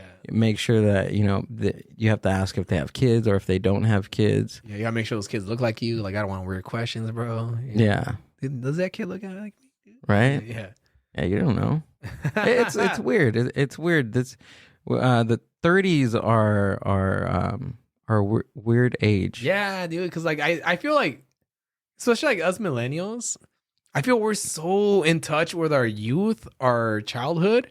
Because like things from our childhood are so popular now, So I feel like I still feel, and I still skateboard a lot. So I feel like I still feel so in touch with my inner child, man. I don't know, man. Yeah. Yeah. So yeah. Yeah, dude. Every time I see your stand-up clips, you're always wearing like a hoodie or a beanie. Are you always cold? It's been in my style since like 2000. Do you have like an iron deficiency problem or something? Are you okay? I don't know. I feel. Are you okay? I thought about that, dude. I was just like, this guy is always cold. I just want to give him a hug. Like, I just want to give him a hug, give him some more, feed him some pozole or some menudo or something, Nurture dude. me, dude. Nurture you back to health after a show. If you walk off stage and there's like a bowl of fucking menudo, that's me, bro. That's me. I feel like my little sending that over to you. He's cold. Come here, mijo. It feels like my little signature wearing a hoodie or a beanie. I've noticed that.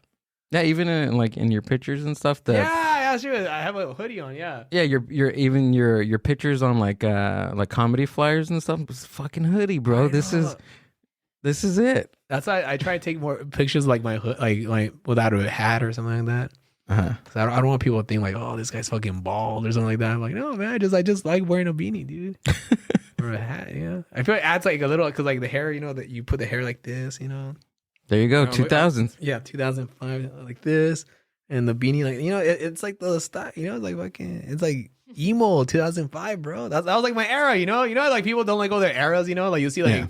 You see cholos with fucking like still dressing the 90s, Like, this is my era, dude. Fucking solo pants, pressed dickies, flannels. Yeah, I know.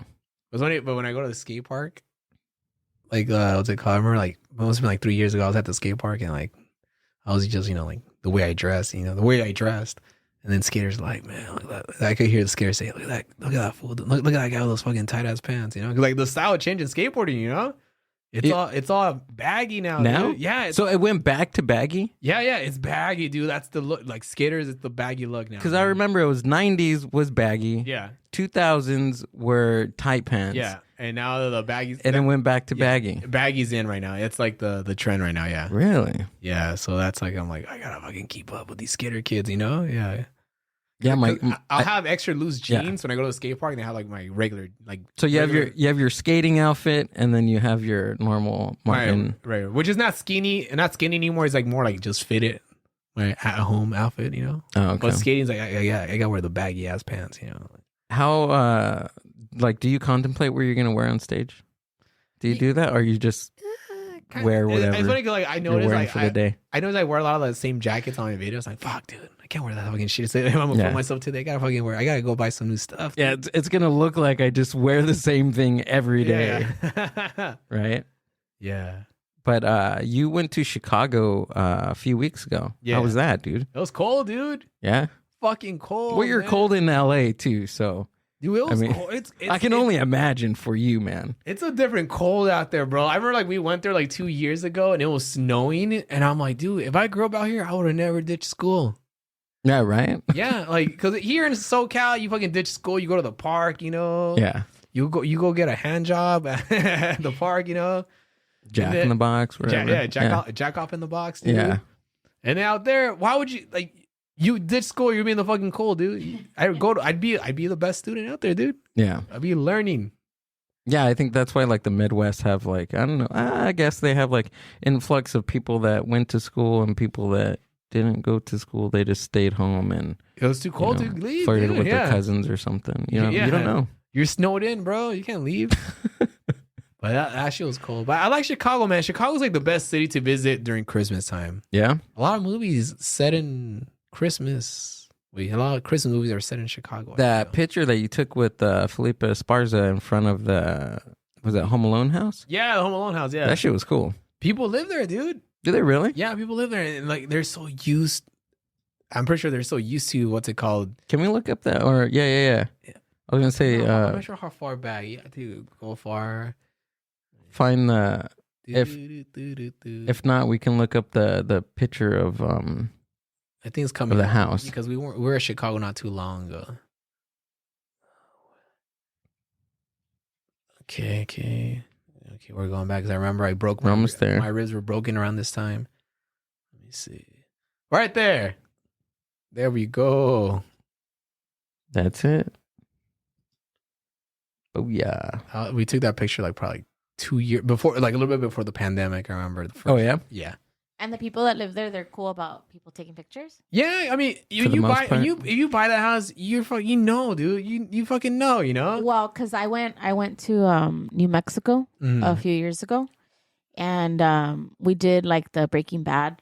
Oh yeah, Like we did the tour on our own. You could find it on the internet, all the addresses to all the homes. So we went to Walter White's house, like in the season shit. 1. Pull up the house. And there's a lady that sits outside, the lady that lives at the house, and she literally sits Selling there. meth? No, she sits there from morning to night, like yelling at people to leave. Really? Yeah, she yelled at us like, "Get the fuck out of here!" Can we find a video on YouTube of her yelling? Yeah. Have we looked that up But before? mind you, people go and they're throwing pizzas on her. Open a new tab because I want to keep the happy birthday song. Wait, why are they throwing pizzas at her for? Because one of the scenes. Oh, over the house, right? Yeah. Oh, okay, yeah. So Where he throw it throws at the house. he throws a pizza on top of the roof. And it lands perfectly Yeah. too. Yeah. What would you even look up? Like Breaking Bad house lady yelling at pizza throwing patrons, something like that. Over here. Old lady? Yeah, there's Oh, got to yeah. be something, dude. That came out. Come on. Breaking. Oh, there you go. Is that her that lives there? Yeah, She that's her. looks like a Hey, bitch. dude, she looks like she does math, bro. Right. If you've been by Walter White's home in the Heights lately, you've noticed a few new features. The private property signs, surveillance cameras, and the homeowners keeping watch. We started getting a lot Color of rouge. people that just felt they had the right to come up on the driveway. And some idiots try to throw pizzas on the roof. I think that's changed his behavior. Fran Padilla loves Breaking Bad and most of its fans. She'd have to, with 75 cars pulling up in front of her house on an average weekend day. Wow. We stopped by mid-afternoon today, and within minutes, we met this guy from Pittsburgh and this guy from Texas. I mentioned something to the lady a minute ago about throwing a pizza up on the roof. I don't think she appreciated that. Most businesses do appreciate the extra attention, though we saw this sign in front of Crossroads Motel asking people to pay for the privilege of taking pictures of it. It's the real-life Albuquerque homes of the fictional characters where things can get dicey. A few days a week, you'll see this tour RV, made to look like that's cool. Walter White's RV, driving through the country club area to see Jesse Pinkman's house. Of course, some people like the tour more than others. The owners of Jesse's house told the RV tour they were okay with them driving by, as long as people didn't get out of the car, knock on the door, and ask for Jesse. They invited us in for a tour of their tour RV. We made sure that we asked people if it was okay. And for example, Hank's house, they specifically said, hey, it's a good thing you're doing, but we really don't want a tour bus cruising by every day. So we excluded it from our list because we don't necessarily want to be a nuisance.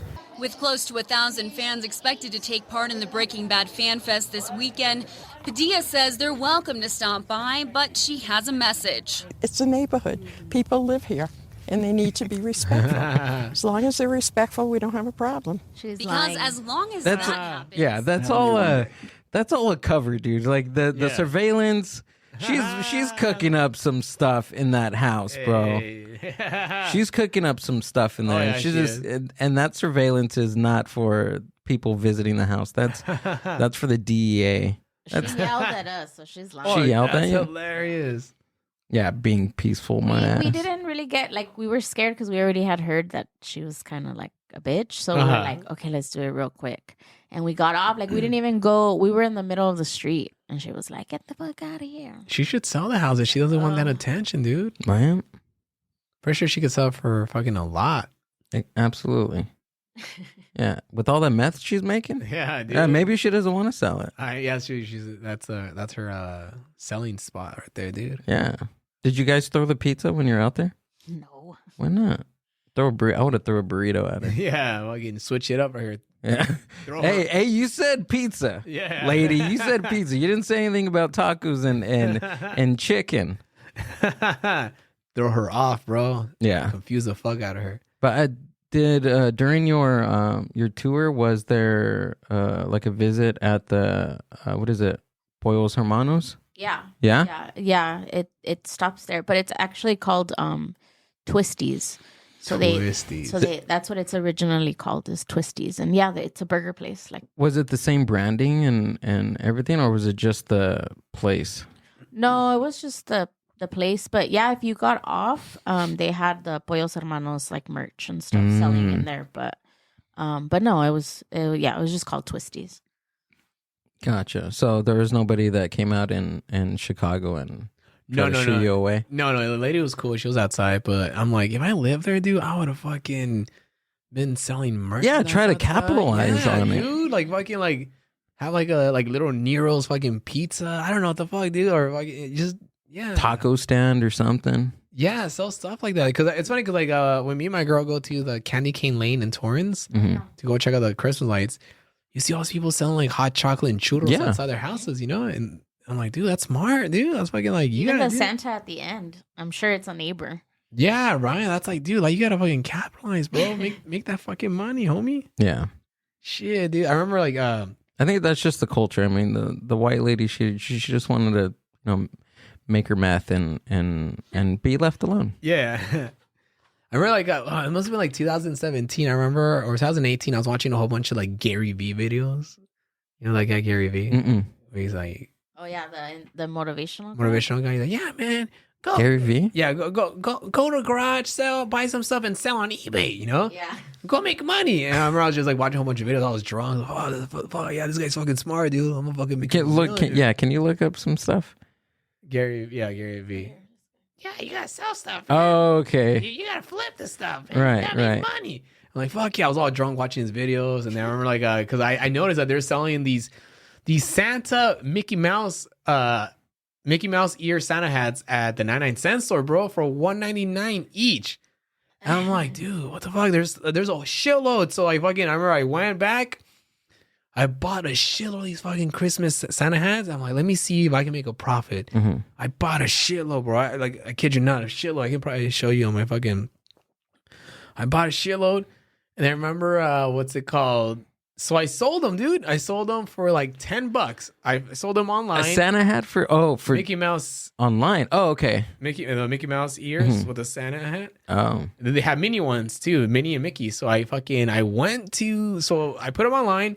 I was like, let me stand by the Disneyland entrance. I stood by, dude. I sold a lot because I was selling for $10, bro. And in there, you buy it for like fucking crazy money. Yeah, like $30.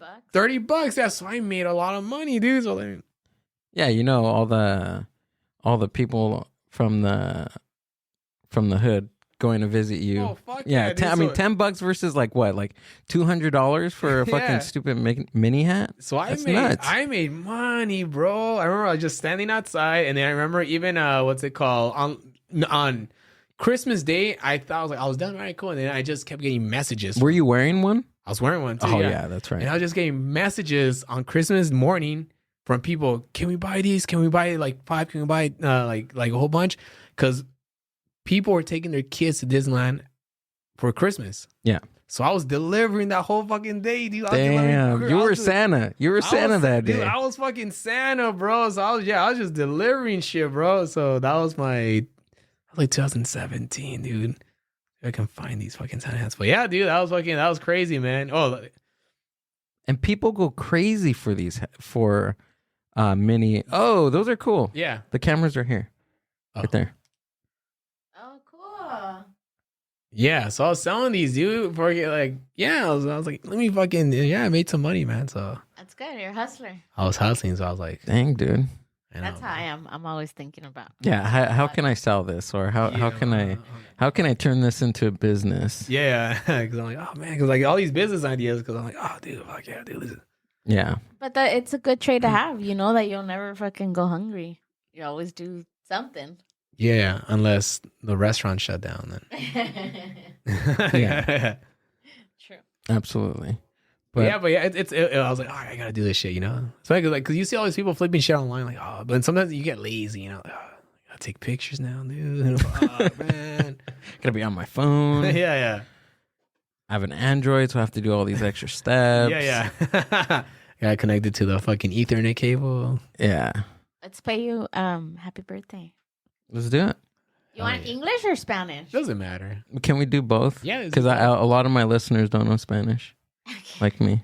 How long is this one? I'm like, I don't know. You can just a minute. You can just 30 seconds. Infobells! Oh, damn. The intro's already fucking Latino as fuck.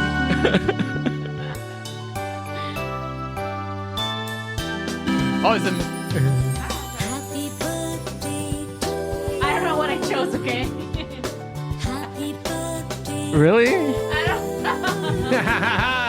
Happy birthday to dear one. I'm gonna let dear I like this. From good friends and Hey, those look like aliens. I know. Shit, dude. They're Asians. They're Japanese people. Just kidding. may good luck Oh. go with There you go. you. And happiness too. Oh, thank you. Oh, yay. Hell yeah, dude. Happy birthday, bro. Thank you. Martin Rizo. Thanks for having me, man. It was fun. Tell us where we can find you. Find me on Instagram, Comic Martin Rizo, and also YouTube and all that stuff. Thank you for having me, guys. Listen to my podcast. Come on, keep going. You Where does got, it go? Like 40 more seconds. You got a minute and 45. Estan Ready Bros podcast. Listen to the What's a Fool podcast. Check out my videos. Check out my stand-up. Go to my show on December 30th in State of Industry. Yeah, that's a show. Yeah, I'm doing. Yeah, it's gonna be fun. A cool New Year's show. So yeah, it's gonna be fucking fun, homies. $40 gets you 2 free drinks. Oh, cool. Ooh. Which is good, man. And entrance too?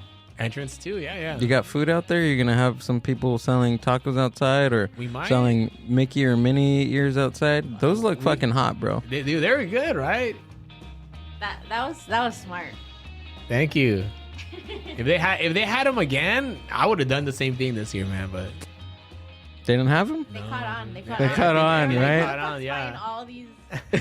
You go into Disneyland around now, and they probably have a whole fucking stand selling them for like $200, bro. I know, dude. Or all a from your picture of idea. you inside. I know. Like, Oh, yeah. Don't buy from this guy. He's gonna give you lice.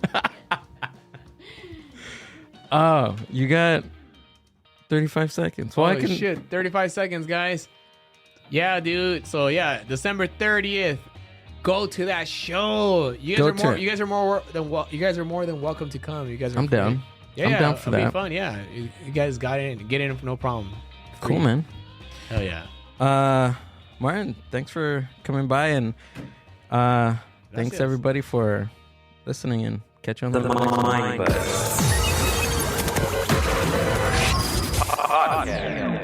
Oh yeah, thank you. Peace.